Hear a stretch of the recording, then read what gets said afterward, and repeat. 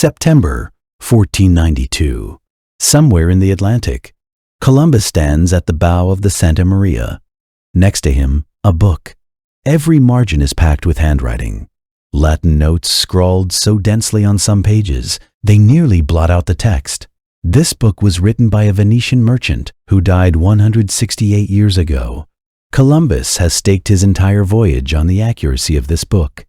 The place he keeps circling in the margins, Cipangu, a fabulously rich island kingdom with golden rooftops, said to lie roughly 1,500 miles east of China's coast. Columbus did the math. Sail west from the Canary Islands, about 7,000 nautical miles. Should get there. He was wrong. He had no idea an entire continent was in the way. But wait, before we get to exactly how he was wrong, here's something you need to know first. His only navigation guide was a bedtime story, dictated by a medieval prisoner in a jail cell. That's not a metaphor.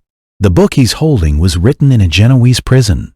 The author, captured in a naval war, teamed up with his cellmate, a man who wrote pulp romance novels for a living, and dictated his memories of the East while the cellmate polished it into a bestseller. Was this book a genuine eyewitness account or an elaborate literary hoax? We'll get to that. First, let's see what happened to Columbus. 33 days later, he stepped onto a Caribbean island and declared he'd reached the edge of Asia. He asked the locals to take him to the Great Khan. The Great Khan was what that book called the Emperor of China. The book was The Travels of Marco Polo. This may be the most consequential misreading in human history. It didn't find Cipangu. It stumbled onto a new world that had no name on any map. And in the other direction, the same book's clues helped Portugal plan the sea route around Africa to India. One book, two great voyages, 5 centuries of the modern world. On his deathbed, Marco Polo's friends urged him to recant the lies in his book. He said, "I have not told half of what I saw." So what did he actually see? Did he even go to China? And is the book a geographic masterpiece or the world's most successful hoax? This episode, we're going to crack it open, layer by layer. Wind the clock back to 1271. That's the year Marco Polo sets out. He's 17. If you were European that year, your mental map of the world looked roughly like this. A disc with Jerusalem at the center, and to the east, a blur of labels. Land of silk, land of spices, the Golden East. The further you went, the more it shaded into mythology. Alexander the Great had gone out there and apparently encountered unicorns and dog-headed men. Roman merchants had bought Chinese silk, but nobody could tell you where it came from, or how many middlemen touched it along the way. Europeans didn't call China, China. They called it Cathay, from Khitan, the Turkic name for northern China. Southern China was Manji. Whether these were even the same country was genuinely unclear. This wasn't ignorance, it was physics. To get from Venice to China, you had to cross the entire Islamic world, the entire Central Asian steppe, and the Pamir Plateau. Every merchant at every waypoint along that chain could pocket most of the profit, hand the goods to the next person, and never tell you where they originated. Eastern goods, silk, spices, gems, arrived in Europe with their price multiplied many times over. The actual source? Carefully guarded at every node. 2 ways Europeans learned about the East: merchants' oral accounts, heavily embellished, and the occasional crusader relic, supplemented by imagination. The further away a place was, the more miraculous it became. Then the Mongols happened. In a single generation, they blew open the land corridor from China to Persia. That's the only reason Marco Polo could make the trip.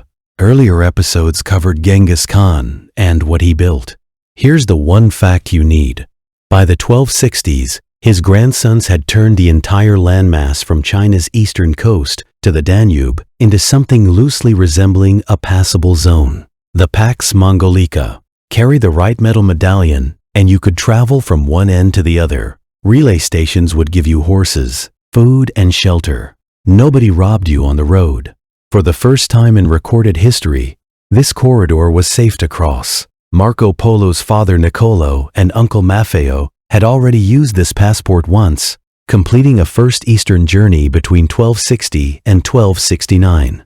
They met Kublai Khan, carried a letter back to the Pope requesting 100 scholars to explain Christianity. The Pope wasn't particularly interested. In 1271, father and uncle decided to go again. This time, they took 17-year-old Marco.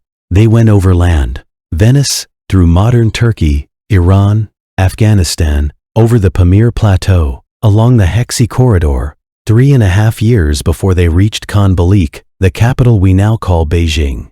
3.5 years. Across deserts, mountains, grasslands, and the Gobi, Marco Polo wrote down everything. Persian palaces, ruby mines in Afghanistan, the massive wild sheep of the Pamirs. That species is now named after him. Ovis ammon polii. The singing sands of the Tarim Basin. Desert mirages. The descriptions are remarkably precise. For a European of the 13th century, that level of accuracy was an enormous information upgrade just on its own. But what made the travels legendary was what he saw in China. 1275. Marco Polo reaches Chengdu, Xanadu, and has his audience with Kublai Khan. He describes the scene: the Khan on a raised throne, hundreds of guards bearing ceremonial weapons, ministers prostrating themselves. Kublai asked Marco many questions: what he'd seen, the customs of different peoples, what they were like. Marco answered clearly and calmly. Kublai was pleased.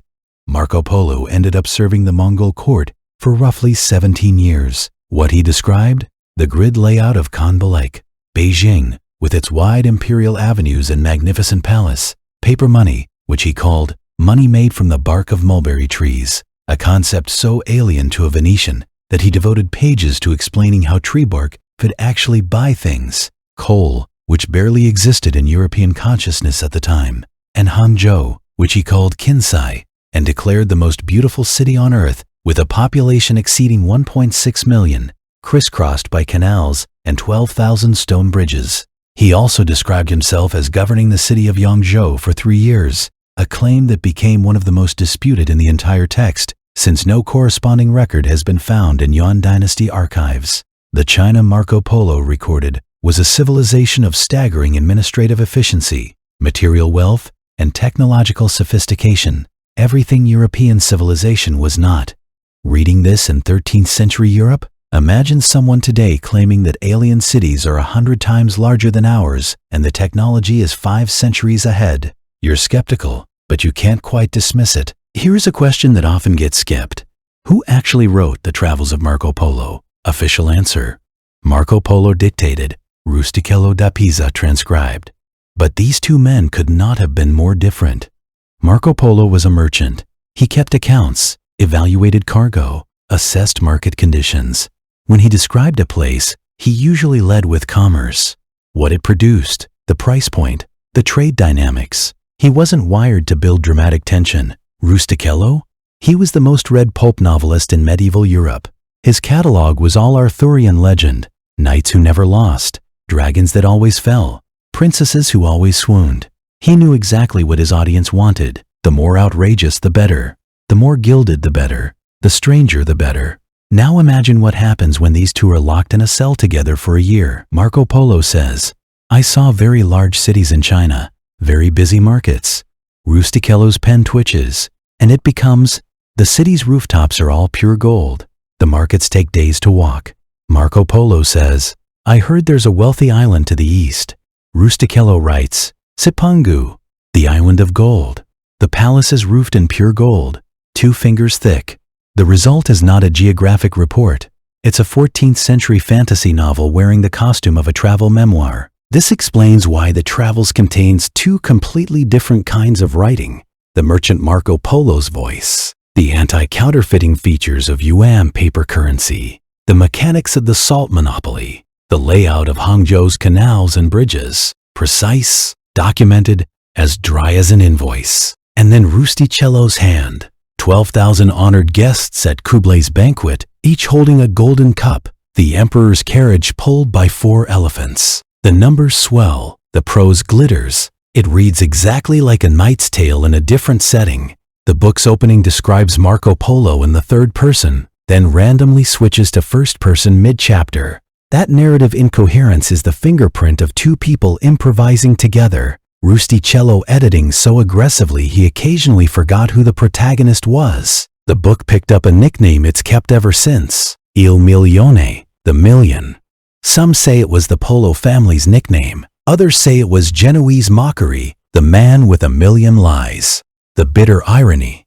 His most outrageous claims, paper money, coal, Kublai's army of 1 million men, Hangzhou's population of 1.6 million, were later verified by modern historians. The greatest lies of the age turned out to be the most accurate truths. This question has run for 7 centuries and isn't fully settled. But we now have a much better answer than we did 30 years ago. The most concentrated version of the skeptic case came from British historian Frances Wood's 1995 book, Did Marco Polo Go to China? Her core objections. First, no Chinese source mentions Marco Polo by name. The Yuan dynasty documented foreign officials thoroughly. He's not there. Second, no mention of tea. Tea was the backbone of Chinese daily life. Someone embedded in Chinese society for 17 years doesn't skip tea. Third, no chopsticks, no Chinese writing, no foot binding. All of these were everywhere in 13th century China and impossible to miss. Fourth, no mention of the Great Wall, even if he didn't travel along it. Someone touring China that extensively couldn't fail to see it. Wood's conclusion. Marco Polo may have gone no further than Persia. His China sections could be reconstructed from Persian merchant accounts and Arabic geographical texts he had access to. This argument hit hard, but the rebuttal, especially in recent years, has been increasingly definitive. On the missing Chinese records, Yuan court archives are extensively fragmentary. Marco Polo almost certainly used a Chinese name in official contexts, or was catalogued under a generic foreign official designation. On the missing tea, Marco Polo's account focuses on the Mongol northern court aristocracy, not the tea culture of the Jiangnan literati. He actually does describe hot liquid brewed from certain herbs, which is almost certainly tea, just not labeled with a word his European readers would recognize. On the Great Wall, this is the most decisive counterpoint. The Great Wall we know, the stone and brick fortification that dominates photographs, was built by the Ming Dynasty, a century after Marco Polo. The Yuan-era Great Wall was largely rammed earthworks, substantially abandoned because the Mongols owned everything on both sides of it. There was no wall to notice, but the argument that effectively closed the debate in academic circles came from German sinologist Hans Ulrich Vogel, whose 2012 book Marco Polo was in China. New evidence from currencies, salts and revenues made a different kind of case entirely. Vogel stopped arguing about what Marco Polo left out and instead went to the numbers he did include, the anti-forgery features of Yuan paper currency, the mechanics of the state salt monopoly, the precise exchange rates between shell currency and paper money in different regional markets. These figures are not just correct, they are correct at a level of specificity that does not appear in any Persian or Arabic source from the period. A merchant who picked up second-hand accounts in Persia could not have known this. This level of bureaucratic precision has exactly one explanation. He worked inside the Yuan administrative apparatus long enough to handle actual account books and policy documents. Frances Wood asked the right questions, but Vogel's answer is stronger. Marco Polo was in China. The problems in the text aren't because he wasn't there. They're because Rustichello edited his account far too aggressively. The Travels is a composite, genuine observation mixed with literary embellishment. In the context of medieval travel writing, that's completely normal. What none of this changes, the book rewired the world. The Travels was completed in 1298. Marco Polo was released from prison, returned to Venice, married, had children, ran a business, and lived to 70. The book spread across Europe faster than he ever expected. French, Latin, Italian, German, Spanish versions, more than 150 different manuscript copies, each one slightly different from the last, accumulating edits, additions, deletions. No original version exists. What scholars study is a text that passed through dozens of hands across several generations. Its original face is gone, but Europeans read it compulsively. Because of this book, the faraway East called Cathay became concrete, imaginable, and, for the first time, plannable. Court scholars mapped its place names onto charts. Merchants lit up when they read that Chinese spices were cheap as dirt and pepper was measured in barrels. Adventurers began calculating, was there any way to get there directly? Cutting out all those Islamic middlemen. Get to the east directly was an idea that slowly fermented for 2 centuries after the book appeared. In 1405, roughly 100 years into the book's European circulation, Zheng He departed Nanjing. The east was moving westward. In 1434, Portuguese ships rounded Cape Bojador, the furthest point anyone had pushed south along Africa. The west was moving eastward. 2 routes, on opposite sides of the world, each trying to reach the same waters. When they finally intersected, it was 1511, the fall of Malacca, 213 years after the Travels was written. Columbus was the most famous reader of the Travels. He wasn't the only person whose fate the book bent. Prince Henry, whom we met last episode, the man who built the navigation school at Sagres, kept copies of the Travels in his library. His navigators used Marco Polo's descriptions of Indian Ocean winds and port geography when plotting their southern African routes. Marco Polo had returned from China via sea, passing through the Strait of Malacca, Sri Lanka, and the Persian Gulf. His description of that maritime corridor became Vasco da Gama's loose blueprint.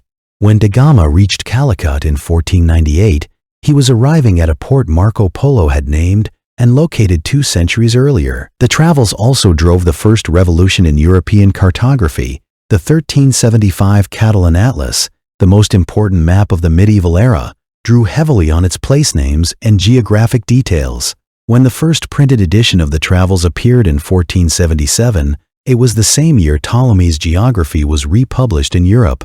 Both books in circulation at once gave the generation of explorers who followed a geographic imagination no previous generation had possessed. Extend the timeline. Marco Polo influenced Columbus. Columbus influenced Magellan. Magellan completed the first circumnavigation of the Earth 224 years. On history's timescale, that's back to Columbus. Back to that annotated copy. His edition of the Travels is still preserved at the Columbina Library in Seville, battered and faded, its margins carrying nearly 70 entries in his handwriting. He marked place names in red: Cafe, Chipangu, Mangi. He calculated distances in the margins. He was convinced Cipangu, Japan, lay just off the Asian coastline.